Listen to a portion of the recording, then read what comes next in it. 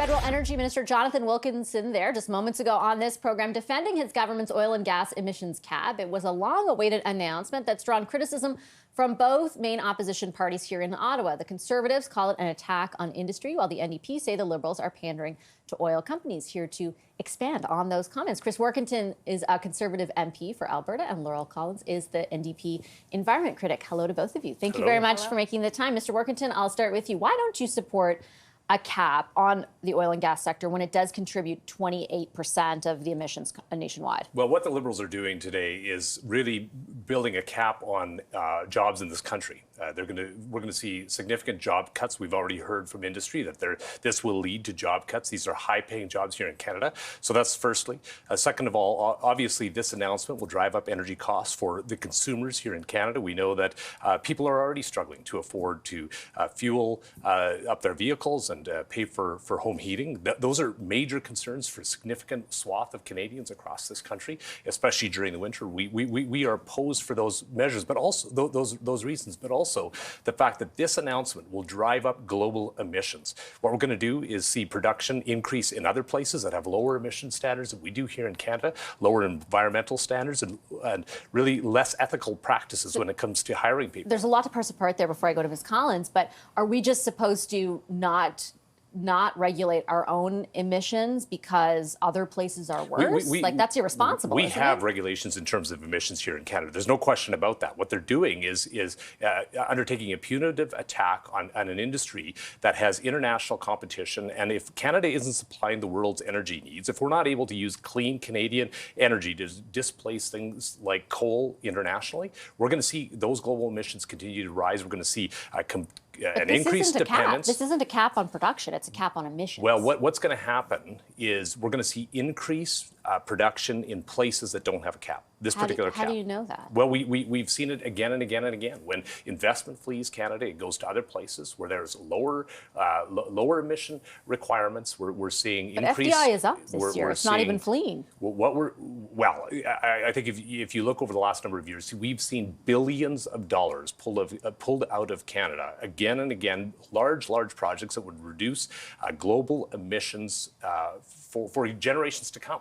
And what the Liberals have done, time and time again, is make that happen. Here's what's ironic about this. Not only have they done that, but they have done nothing to cap the emissions for the oil that Canada brings in tankers by tanker into Canada on the East Coast. We've seen it again and again and again, where the Canadian government under Justin Trudeau will penalize. That's not nearly the amount of emissions that come out of the production in the oil sands. It is absolutely hypocritical for a government to attack a Canadian industry that is far better in terms of ethics, far better in terms of emission reductions, and do nothing to cap the emissions of oil that we're importing from countries with far lower standards. Okay, we'll get back to that point in a second. I want to bring in Ms. Collins to the conversation because your party says this actually doesn't go far enough. The approach, however, every environmental group that I looked through that was reacting was lauding it, was saying this is appropriate, this is balanced, this is what we were looking for. What do you know that they don't?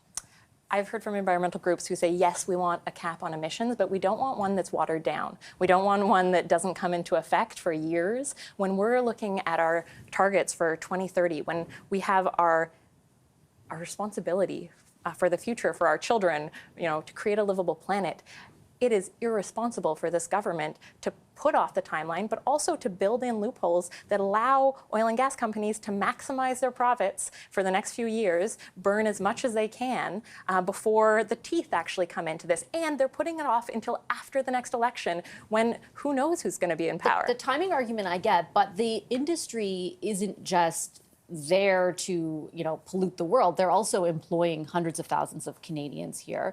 They also support a lot of the things that we do right now with oil and gas, for example. If they were to be stricter and faster, would it not be punitive to that industry, and maybe unnecessarily so? They say that what they're doing now will still get us to our emissions targets. Right now, Canadians are struggling. They're going into the Christmas holidays. Food bank use is at the highest it's ever been. But we have oil and gas CEOs who are making record profits. They are taking in millions in bonuses this holiday. It is shameful. And this is an industry... But they're employing Canadians as well. This is an industry that can pay to clean up their own pollution. They have a responsibility to do that. They have been driving up our emissions. Every other sector of the economy will have to make up the difference that they are unwilling, and this government is really unwilling to make them. But how are they unwilling? Because this isn't an emissions cap. They are investing billions, they say they will, in carbon capture, which is the technology that they're going to employ in order to reduce their emissions on top of this cap. Like, how are they not cooperating? So, first of all, the government is giving this industry out billions of dollars for CCUS. But also, the government has laid this out so that they initially said their target is to reduce it by 40% or over 40%. 42%. 42%, 40 to 42%. Now they're saying the oil and gas industry only has to cut emissions to 20 to 23. But then they have to buy, to be fair, they have to buy offsets and they have to trade in order to reach the further cap, which will still have an overall impact on emissions. So that means that they are going to be increasing their emissions, but paying a little bit of money. You know, honestly, it doesn't actually... it's really unfortunate to see this government once again let down Canadians who are expecting and have been promised bold climate action. We want to see it not only for a strong emissions cap, but also for the kind of investments in renewable energy, in the kind of sustainable jobs of the future that will be lasting for Canadians and will provide family-sustaining work into the future. Just really quickly, though, if you're saying that you support a production cut for the oil sands, that also means you support less revenue for federal coffers. We take in billions of dollars of revenues that they pay in corporate income taxes, and you're willing to forsake that?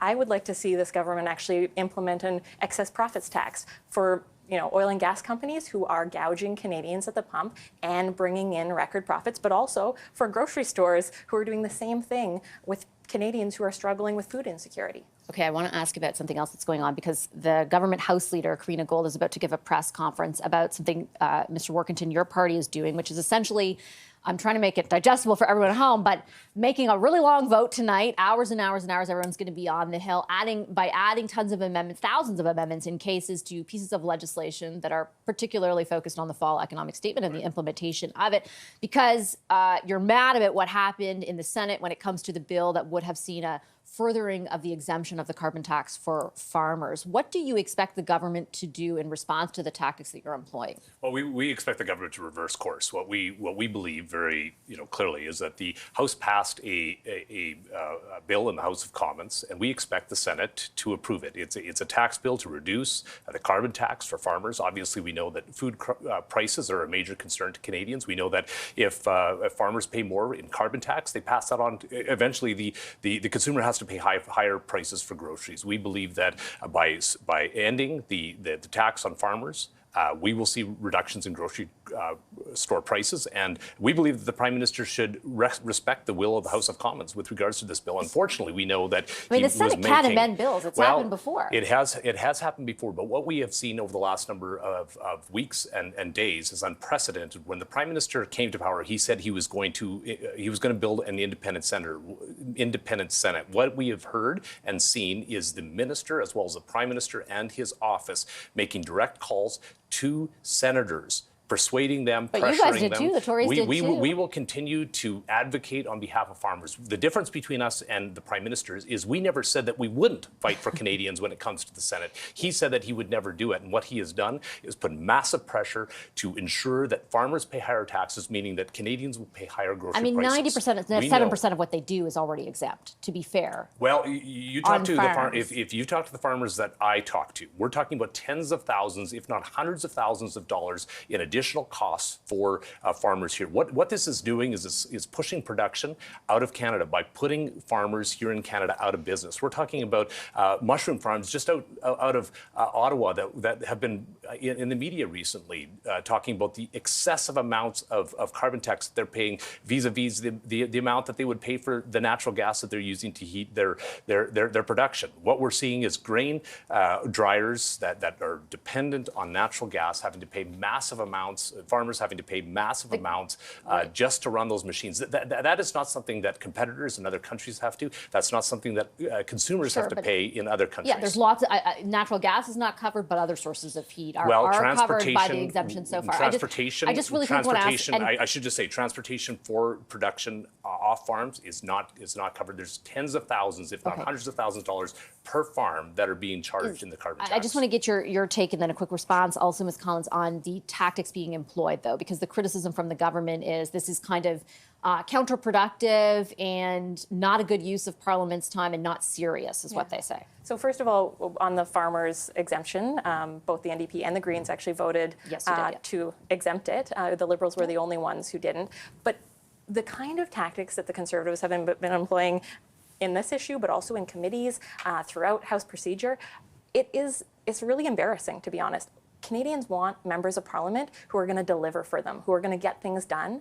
Obstructing parliamentary business with kind of procedural tricks, it is not what Canadians want to see, especially when they're struggling with the high cost of living, the housing crisis, the climate crisis. Isn't that what the NDP did, though, back in 2012 and 2011 with big pieces of legislation around pensions, if I remember? I remember Mr. Mulcair, who's a guest on my show coming up in a few moments, was up all night at certain times. Like, isn't that what the opposition does? I think that Canadians want their members of Parliament to stand up for their pensions, absolutely. Want them to ensure that we protect their livelihoods, the things that will keep them self-sustaining. I don't think that's what the Conservatives are doing time and time again. This is not an isolated instance. It's not a targeted piece. It is consistent across committee. It's consistent in the House of Commons. They are just obstructing, oftentimes for the sake of obstructing. Okay, I have to leave it there. I'm sorry, I went we will way always too fight long. for Canadians. We will always fight for lower well, prices. I got to fight for the commercial time, but I'll leave it there. Chris Warkentin and Laurel Collins, thank you very much to both of you. I appreciate it.